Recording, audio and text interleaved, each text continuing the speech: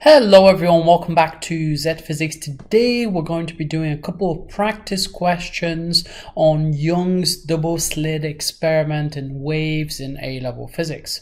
Those questions are from OCR Physics A, and just a little disclaimer that I'm not affiliated with the exam board and these are just my solutions. Please access these questions from the website of the exam board, and I've provided some links in the description of this video. By far the best way to go about this video would be to solve the questions first and then come back to the video and check with the solutions. Okay, well, let's have a look at our first question, which is question 6 from a paper from January 2010. So part A, the interference of waves from two sources can be observed when waves are coherent. Explain the meaning of interference. So interference occurs when two waves interact. So this is really critical. When two waves interact and then the resultant displacement is the sum of the individual displacements. So when two waves interact,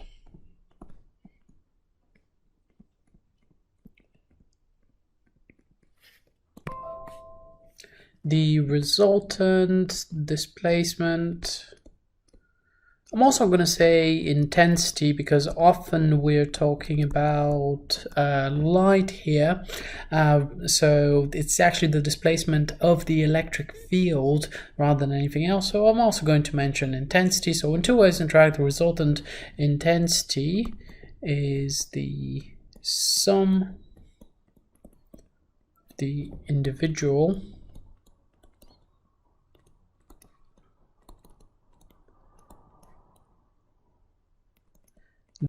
Okay, next one, explain the meaning of coherence. So coherence simply means that there is a constant phase difference.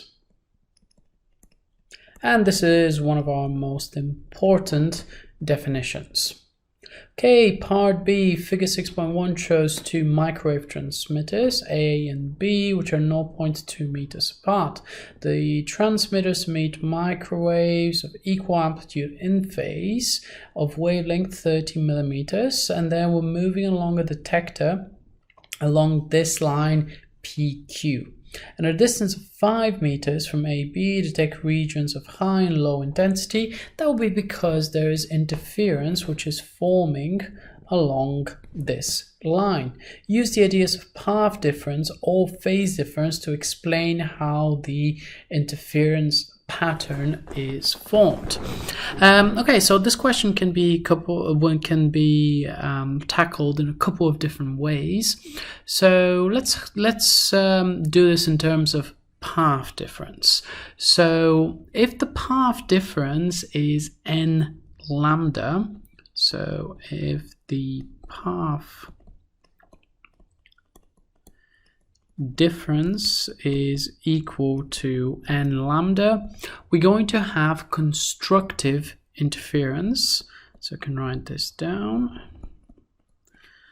Constructive interference occurs. And this will of course produce a maximum amplitude or a maximum intensity. So we can just say that this will produce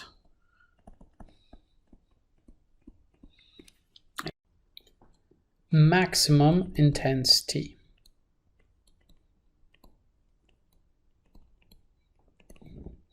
On the other hand, our condition for a minimum intensity is that our path difference, so we can just write down that if the path difference is equal to n plus a half multiplied by lambda, remember this is our condition for destructive interference, then what's happening here, let's zoom back in, then we can say that destructive interference will occur. Then we can say that destructive interference occurs,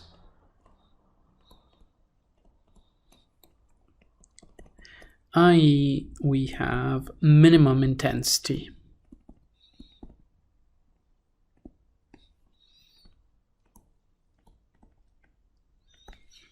This is just a little note that I've chosen to discuss these ideas in terms of path difference. You would have had full marks if you've chosen to do this in terms of phase difference. If you did this question in terms of phase difference, you should have said that constructive interference occurs whenever the phase difference is equal to 0, and you also have destructive interference when the phase difference is 180 degrees. Okay, part 2, calculate the separation between one region of high intensity and the next one along the line PQ.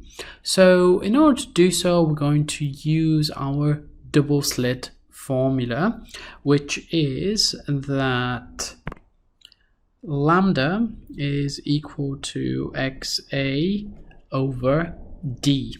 So in this equation, lambda is the wavelength, x is the fringe separation, which is what we're looking for, a is the separation between the slits, and d is the distance to the screen. Now, first off, let's just rearrange for x, and we're going to find that x is equal to lambda d divided by a. Okay, now let's see, have we got the wavelength? First off, we have D, which is just 5 meters. We have A, which is 0.2, and we're given the wavelength to be 30 millimeters.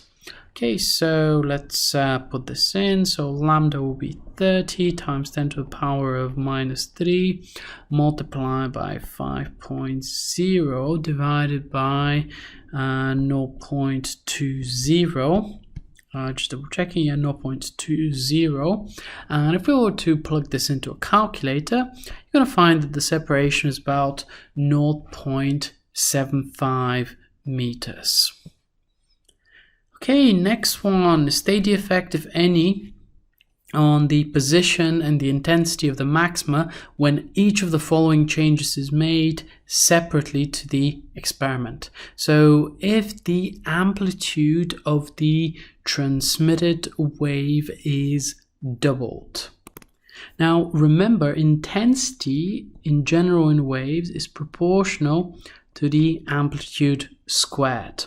Now if we were to double the amplitude, we're going to get a factor of 2a squared, and 2a squared is just equal to, well, 4a squared, because you are squaring the 2 and you're also squaring a as well. So this means that the intensity will increase by a factor of 4. So this is really, really important. And let's just say that the intensity increases by a factor of 4. Okay, part 2, the separation between the transmitters is halved. Oh, just one more second before we move in. This question was also asking us on the effect on the position. In other words, what happens to x. So the amplitude does not change x at all. The position is just x. And remember, x is just equal to lambda d over a. So x is unchanged, therefore the position is also unchanged. Now, if the separation between the transmitters is halved, then the intensity will be completely unchanged. That only depends on the amplitude. So we can just say that the intensity doesn't change.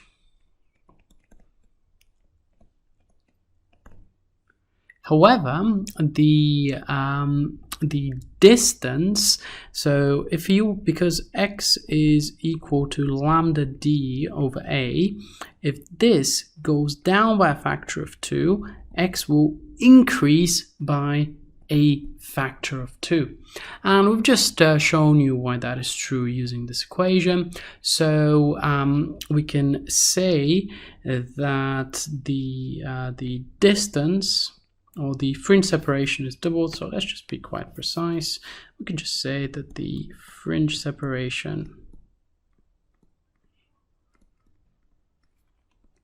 is doubled.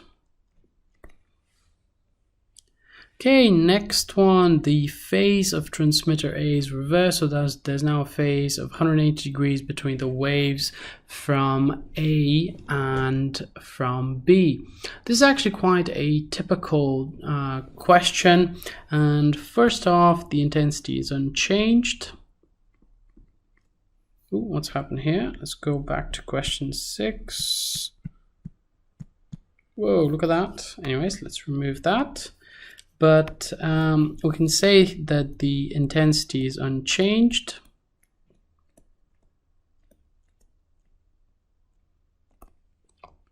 However, something really important is that if you were to reverse the signal, the maxima will become minima and vice versa.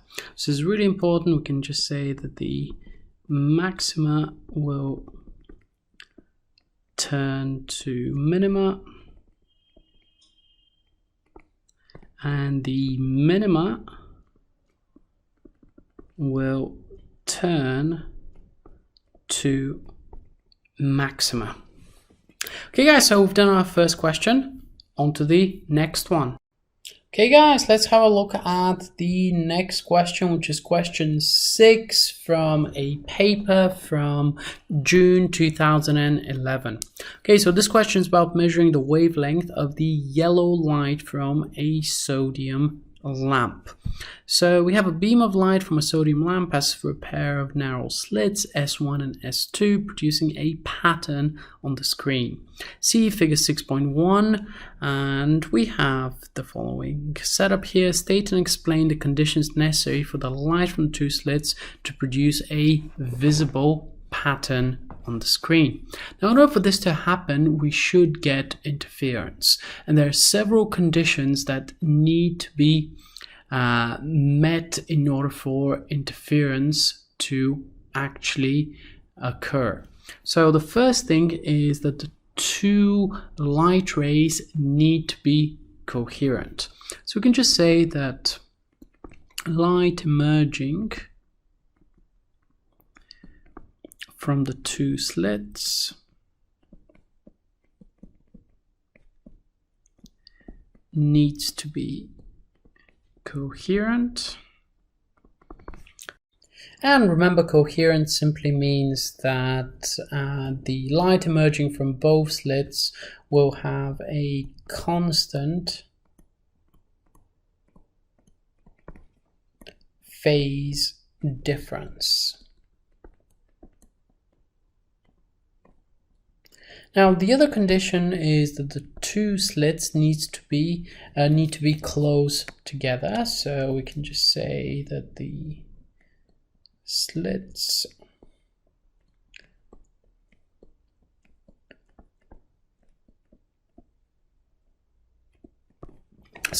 need to be close together. I mean, that's kind of logical. If one of the slits is, let's say, in London, if the other one is in Manchester, then you're not going to get any interference. So they need to be very close together. Now, a final condition is that the light should have similar amplitude and intensity. I'm just going to write this down, that the light waves should have similar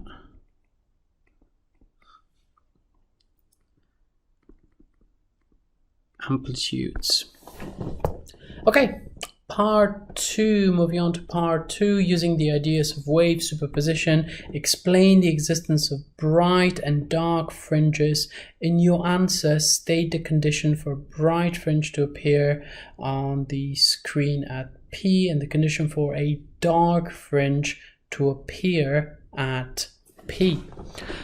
So this part of the question is all about constructive and destructive interference. So let's have a look at the condition for a bright fringe. I'm going to label this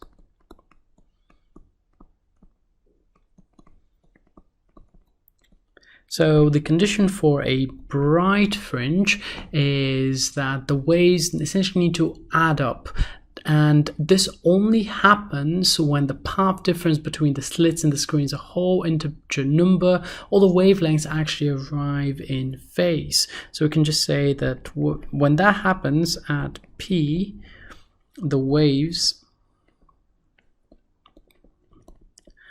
arrive in phase, and when that's the case, constructive interference occurs.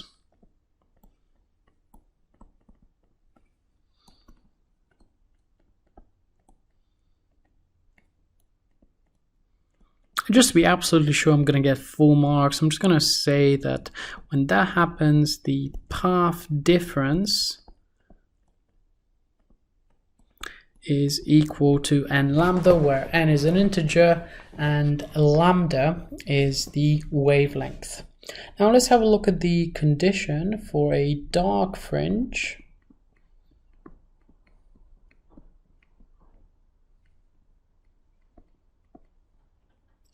Now, in order for this to happen, the waves must arrive crest to trough. So at this case, at P, the waves will arrive in antiphase.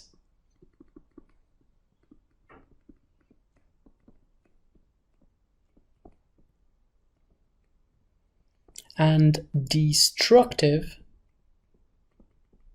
interference will occur.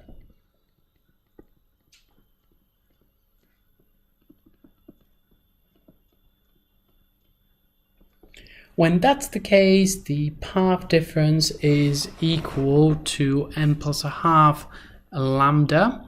And shall we just write this down? So the path difference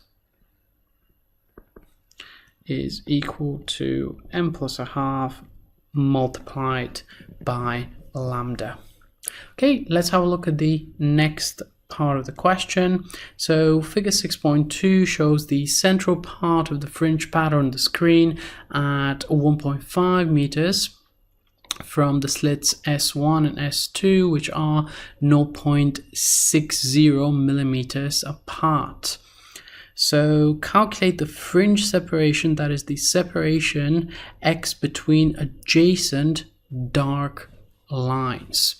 Okay, well, let's see, adjacent dark lines, how many of them are contained in here? This is essentially our distance x, so we have 1, 2, 3, 4, 5 of them. So I'm going to take 7.4, I'm going to just divide it by 5, and let's just be aware it's 7.4 millimeters.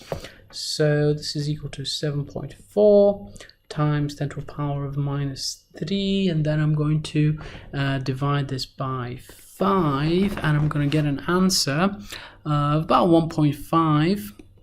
Let's be a little bit more precise. I'm going to leave it as 1.48 times 10 to the power of minus 3 meters. Okay, next one, the wavelength lambda. Well, I can just use my my normal equation for the double slit experiment, and all we need to say is that lambda is equal to xa over d, and x in this case is 1.48 times 10 to the power of minus 3. Now let's see if we have our separation A. It was just given just here in the question. So the slits are 0.6 millimeters apart, and the distance to the screen is 1.5 meters. Okay, so I'm going to multiply this by 0.6 times 10 to the power of minus 3. Then I'm going to be dividing this by 1.5 meters, and lambda will then be equal to about 5.9 multiplied by 10 to the power of minus 7 meters. Okay, part C, one of the two slits is covered up. Describe and explain how the pattern of the light on the screen is different. Okay, well, this is really interesting, but, well, of course, the fringes would disappear. And there will be no more fringes because there will be no interference. So we can just say that no interference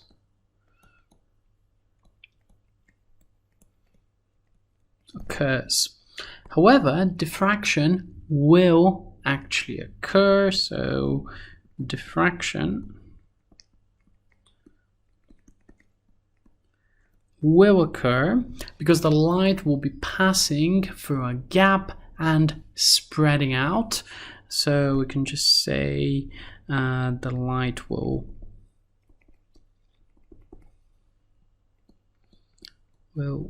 spread across the region. Oops, change pages, let's go back here. So the light will spread across that region. Okay folks, well, hopefully you found going through this question pretty useful as a revision tool. Remember, the double slit experiment is one of the most important parts of A-level physics. Thank you very much for watching and stay tuned for more revision videos.